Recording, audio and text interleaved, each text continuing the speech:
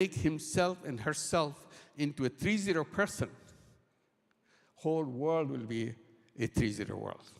That's the start. It's just always the smallest step. That smallest step will take us to the million-mile journey. Because if you know how to take the first step, the rest is very simple. Just repeat. Repetition is what makes the journey possible. You don't learn first lesson and then learn second lesson. You don't learn the second step. It's just a repetition of the first step. And people miss that point. People always have a grand plan and don't know where to start. So our job is to make the first step, design, prototype design. And once we learn that, that's what the 3-0 clubs will be doing. How to make myself into a 3-0 person. How to make sure my contribution to global warming, I bring it to 0.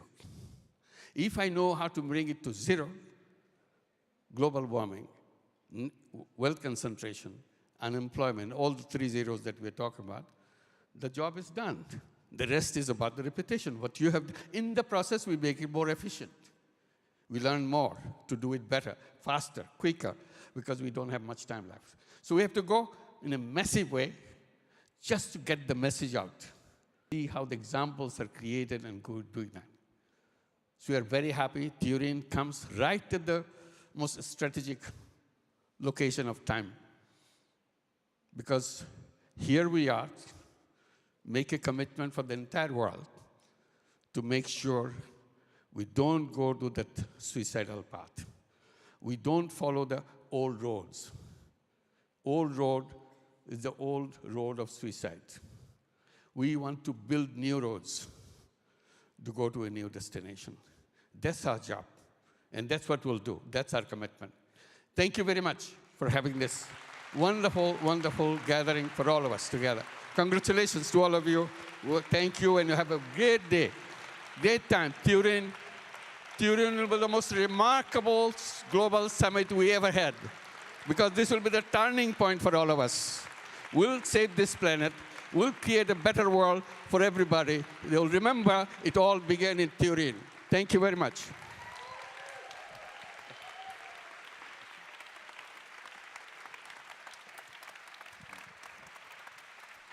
Thank you so much, Professor Yunus. Thank you so much, Hans, Lamia, Professor Yunus, for also creating this global gathering that we call Global Social Business Summit.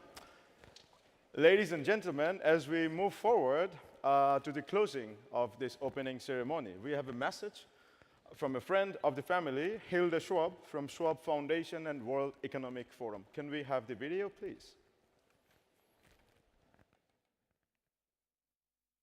Professor Yunus, Mr. Reitz, honored guests, it is a pleasure to address you today.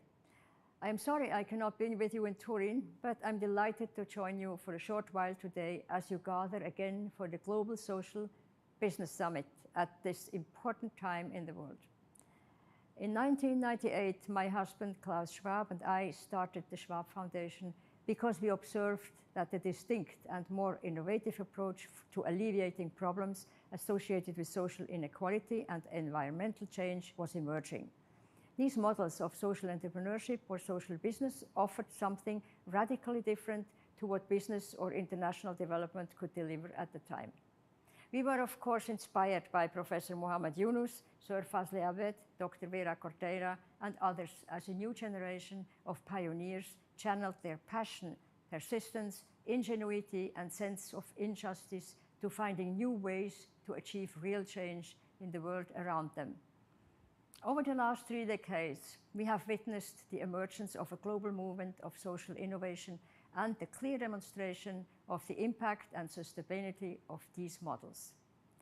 At the Schwab Foundation, we have championed the work of social innovators by bringing their work and models to the attention of world leaders and integrating them into the platforms of the World Economic Forum.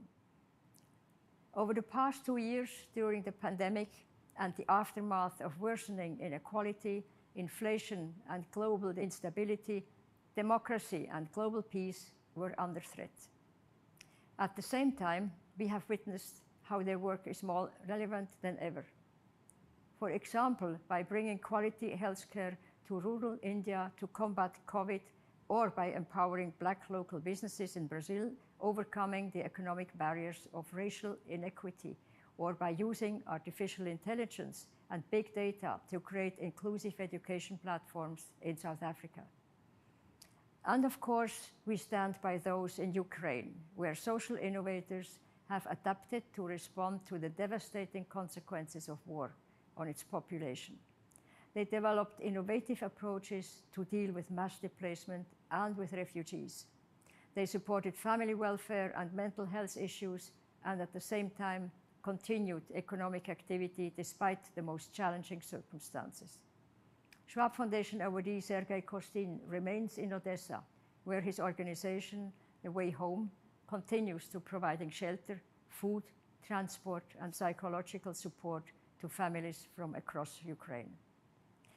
We are now much more aware how inequality, disintegration of societies, and exclusion poses significant risks to stability, democracy, and peace. It is a great privilege to help accelerate and amplify this kind of work and support the evolution and adoption of social innovation and social business.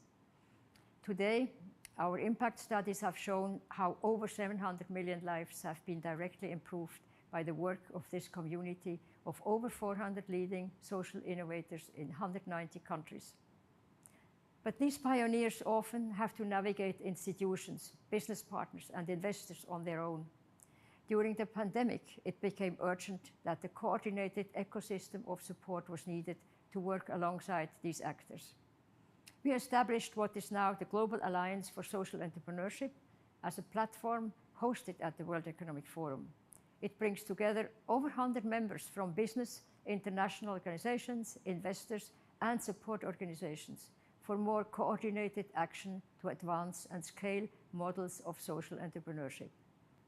Private sector partnerships with social entrepreneurs are evolving from more traditional philanthropic support towards partnerships that add mutual value to business transformation and ESG goals.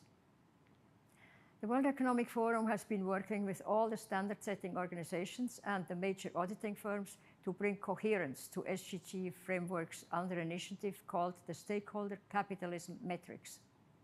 While these bodies have made strong progress in harmonizing the E, environment indicators, and issuing guidelines on the climate-related disclosure requirements, advancing the S, the social metrics, is now an urgent priority. We are seeing social issues like how companies treat local and indigenous communities, workers, suppliers, and customers rapidly turning into a new front line of the sustainability movement.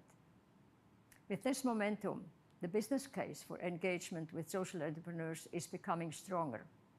New partnerships are also emerging at scale, such as the recent announcement between the social enterprise South Pole Group and Salesforce in establishing the Net Zero Marketplace. It connects verified projects with businesses that want to invest in carbon credits. During this year's World Economic Forum annual meeting in Davos in May, we placed the social economy as an important part of the transition to a more sustainable, just economy. It is clear we now need to accelerate the evolution of social business models into the mainstream. We need to raise the visibility and investment to the level of large-scale industry and open up more avenues for collaboration with business and governments. We are delighted to present this Global Social Business Summit at this critical time in the world. We all have to be ambitious about the potential of social business as part of the solutions for peace, inclusion, climate justice, and a fairer prosperity for all. Thank you very much, and I wish you a wonderful summit. Thank you so much. So now it's time for coffee. Find your old pals, make new friends, and I hope you continue explore social business with these conversations, get married to social business, have fun, and we have dinner tonight at 7:45 here. I know a lot of you want to meet all our friends, take pictures, exchange cards, have conversations. And do it, ladies and gentlemen. My name is Shazib M. Khairul Islam. It was an honor to be your MC for this part. Thank you.